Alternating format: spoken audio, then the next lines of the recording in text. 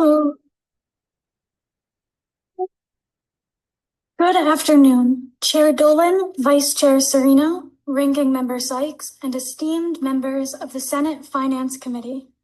My name is Caidyn Bearfield, and I am a former foster youth and current Dean's List student at The Ohio State University, and I am here to express my support for Senate Bill 182 to establish the Foster to College Scholarship Program.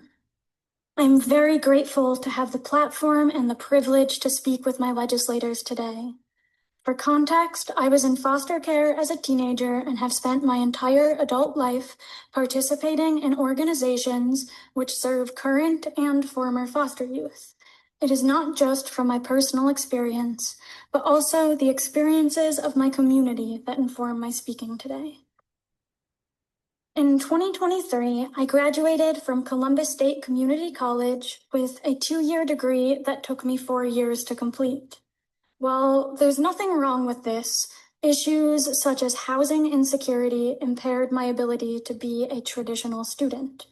Financial issues heavily impact my community, and those with lived experience in the child welfare system tend to experience more stress and less support with daily living expenses, let alone schooling. Funding education can only be considered when housing, utilities, regular meals, and clothing are already covered.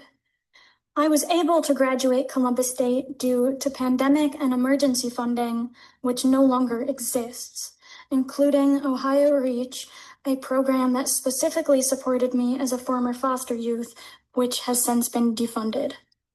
This makes me very nervous for students today who no longer have access to that last dollar support. I would like to change that. This bill would provide hope and means for a better future for Ohioans who have experienced care by having access to free tuition, room, and board. No one should have to choose between meeting their present needs and setting themselves up for success in the future. Many former foster youth and other low-income populations have faced this difficult question. Do I want to pay my bills and feed myself, or continue going to school? With the rising cost of necessities over the last couple years, it is inevitable that more and more people will face this dilemma. In many cases, this is the same dilemma that prevents them from being able to begin their schooling. I wholeheartedly believe that every human is entitled to the means to support themselves.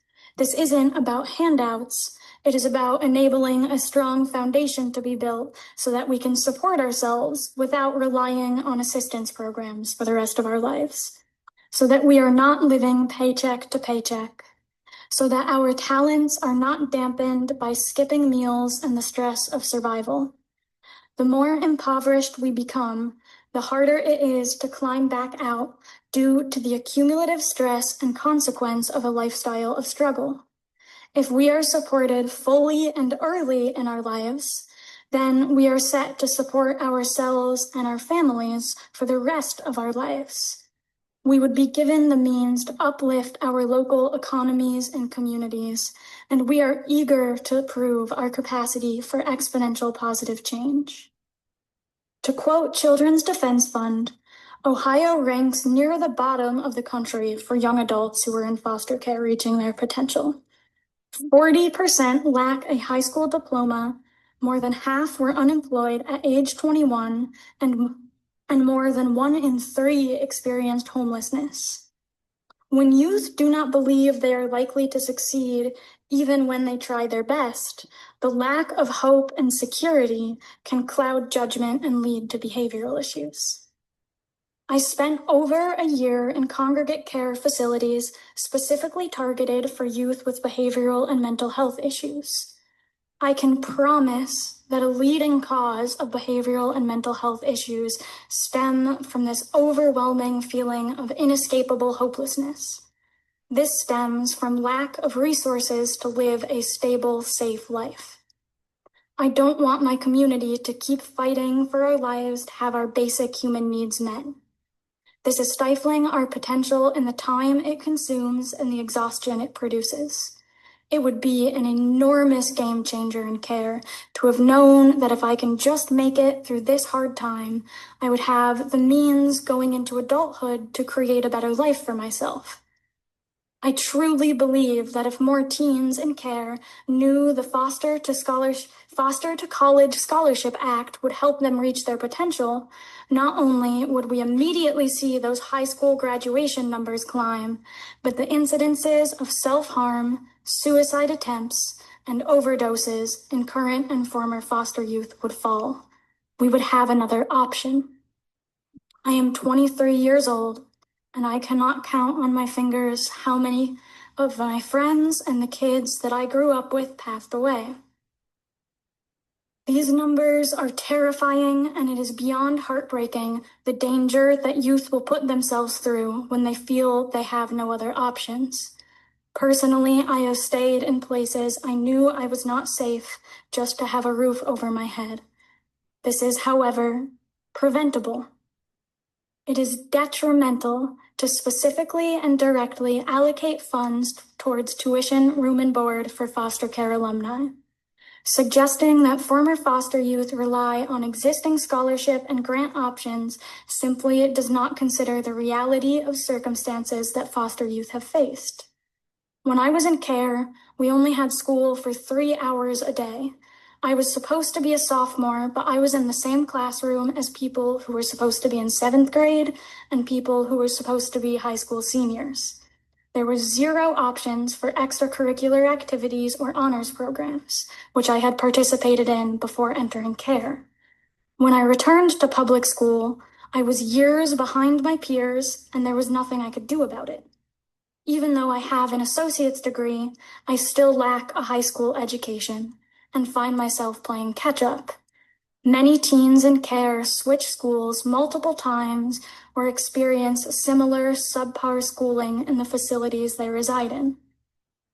Meanwhile, no one has a happy story about entering the child welfare system.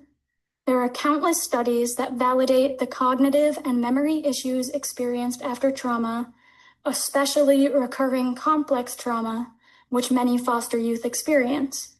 These educational disadvantages occur during a time when we are both processing trauma and when our brains are still developing. For these reasons, competitive scholarships and grants that require high GPAs and participation in extracurricular activities are often out of reach for us. Housing and other basic needs are already paramount concerns for youth exiting the child welfare system. By providing full rides, not only would every foster alum have a safe indoor place to sleep and eat meals, but they would be equipped with the resources to provide themselves for the future. My community has been through a lot, and we deserve to be invested in. I have seen time and time again, when someone is able to get on their feet, they choose to serve their communities, and this positive momentum compounds. Please invest in our futures and give us a fighting chance at independence without more interim trauma. I think that you will be amazed at the good things we are capable of when our circumstances allow us to thrive. Thank you so much for taking the time to listen to me today. It is an honor and a privilege to be able to speak directly to my legislators. I appreciate your willingness to address this important issue, and thank you for your time. Thank you very much for your testimony, and thank you for sharing your story with us. Any questions for the witness? Senator Craig. Thank you very much. Thank you very much, Chair. Thank you so much for providing testimony today. My daughter has been involved with the foster care system. In fact, she has adopted 5 children, my grandchildren. And so I appreciate so much. I don't have a question, but rather an observation to thank you so much, not only for coming down for yourself today, but enlightening us all, and then to serve others that are likewise challenged. So I appreciate so much you coming down today. Thank you so much. Senator Sykes. Thank you so much for your presentation. What was your major? I'm currently a linguistics major at Ohio State.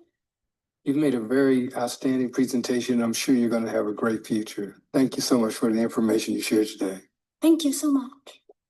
Thank you, Senator. Thank you very much. Thank you.